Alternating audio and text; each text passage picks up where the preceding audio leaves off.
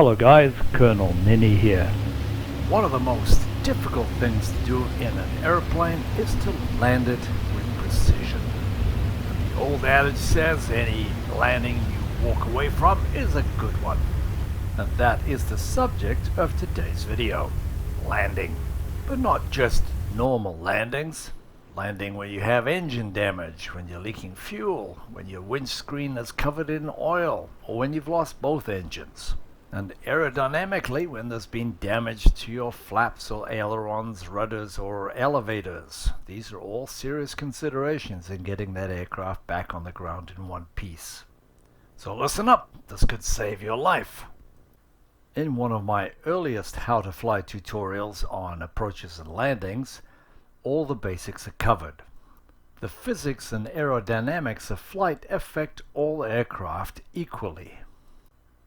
And here in World War I, the same principles apply. For flying circus fans, Lesson 3 covers approaches and landings as well. The secret to a good landing is a good approach. Remember to trim the airspeed with the elevator trim every time you drop the gear or change the flap settings. This will help you to have a consistent glide angle. And it will also tell you about the behavior of your aircraft. As you slow down, pay attention to the flight characteristics. Are they changing? Does your wing drop? Does it yaw to one side? Does it pitch up or down? Remember that even with one engine, you're not committed to landing. You can still add the power and go around and try it again once you understand what the problems might be. Most landings are an approach with the power at idle and you're just gliding down at one airspeed. There's little difference if you have no power at all, you're still gliding down with a controlled airspeed. And this is why I say that the approach is very important. We can always lose altitude, but we can never regain it. Here my gear is down, and once I'm assured of making the field, that's when I start to apply the flap. Let's see how this works out. You'll notice there's no change in pitch. In other words, we're keeping the airspeed constant. Notice that due to the lack of prop wash over my tail surfaces, I don't have as much authority. So instead of making a perfect landing on the main gear, I touch down on the nose wheel instead. That could have been disastrous. A totally different problem to landing the 190. Very heavily damaged, you can see there's only one flap. Think about the aerodynamics as we slow down into slow flight. Once I put the gear down, it's going to become very unstable. Most likely just prior to touchdown, I would stall and crash. So I choose the better option of belly landing instead, and I walk away. So what I'm looking for on the approach in my badly damaged IL-2 is for everything to be constant, that there's nothing unusual happening. I extend the gear and the flap. Does the aircraft still behave as it's supposed to? Remember, from the pilot seat we can see the obvious damage like the damaged aileron, but we cannot see the rudder or the loss of flaps or gear. But we sure as hell can feel it in the aerodynamics. Recall that on every takeoff and every landing we must transition through what's called the slow flight regime. And this is a period of extreme instability just above the stall speed.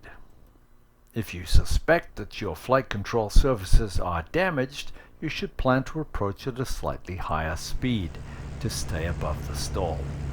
If we're unable to control the aircraft at this point, we're very likely going to lose control just above the ground and crash. A higher touchdown speed will naturally lead you into a wheel landing. In both these instances, I can feel the effects of the damage to the wings and control surfaces. A power-assisted approach will give you a much shallower glide angle. If you're coming in fast on a short runway, that's why God made brakes. This next clip, we have a more serious problem. Okie dokie, let's do a quick damage assessment of this aircraft's control surfaces. Okay, so both of the flaps are missing, which means we can't slow it down very well. With the entire rudder surface missing, we cannot control it laterally, which means the only way we can turn the aircraft left or right is with the ailerons. Any abrupt aileron input, we might actually stall the wing and crash. Fortunately, I can still safely land on the grass. The bouncing is actually intentional to try to absorb some of the forward energy. I'm pretty damn close to the end of the runway and still doing probably 80 miles an hour. Engine's off and the brakes are on. And without the rudder, our brakes are the only controls we have on the ground. And here in the Spitfire, although I've made it all the way back to the airfield, my day is about to get a whole lot worse. If you're playing in a team on multiplayer, then the best thing to do is to have a team member fly by you and do a damage assessment for you. Had I known, I would have landed wheels up and belly landed. When there's oil all over the windshield from a damaged engine, I like to line the edge of the runway up down the one side of the cockpit. You can also try opening the canopy, but you're still going to get oil all over your goggles. I make a power-assisted approach to make sure that the aircraft will keep flying until I want it to touch down. And as soon as I'm assured of landing safely, I shut the engine off. And here's another oil-soaked approach, which could have ended up in a fatality. That's right, I can't see jack shit out of this window.